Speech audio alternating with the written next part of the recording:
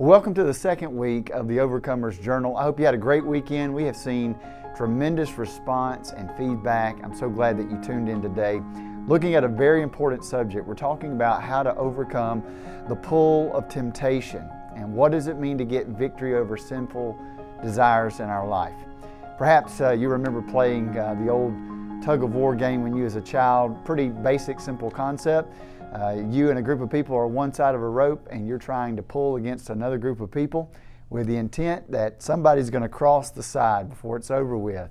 And so maybe it's been a long time since you've played that old childhood game, tug-of-war, but maybe you understand what it's like spiritually to be in that battle with temptation. As we come to the book of James, we're reminded that that's really what temptation is all about. It's about being in this constant battle with our own selves, being pulled and drawn toward our lustful desires. And so today we're looking at how do you overcome that. I think we have to realize something, that we live in a generation and a culture where most people say the devil made me do it. But the truth is, according to the Word of God, when we sin and come short of the glory of God, it's not because the devil made us do it, it's because we've acted out on the lust of the flesh, the lust of the eyes, and the pride of life. And so the only one that we can really blame when we succumb to temptation is ourselves. We can't blame other people, we can't blame culture, and we can't even blame the devil. And so when we realize that we have to be the ones that takes responsibility for our own sin, we ask the question then, how do you overcome that? Number one, we must realize this. It is not a sin to be tempted. And so the devil can't be blamed for our temptation, but he can do this. He can convince us that if we are feeling tempted or if selfish and sinful desires flare up in our life, he convinces us that we ought to act upon it. The truth is, just because you're tempted doesn't mean that you have sinned. And so we must understand those boundaries and those parameters.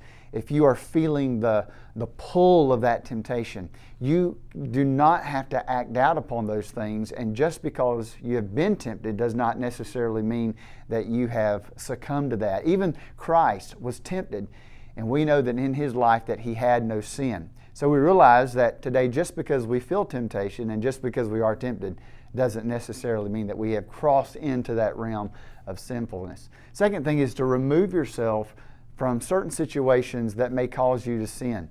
You know, if you have a propensity or maybe an inclination over one sin or the other, then don't put yourself in a place, don't put yourself around people, don't put yourself in a situation where those temptations will be more prevalent in your life. You have to learn to remove yourself and guard your heart against those circumstances. And then finally today, realize this, that the strength of Christ can help you during those times where you feel the pull of temptation. You know, Paul said to the church of Corinth, he said these words, there hath no temptation taken you, but such as is common to man, but God is faithful. He goes on to say he will not put on us more than we can bear, but with that temptation, he's going to make a way out. He'll make a way of escape.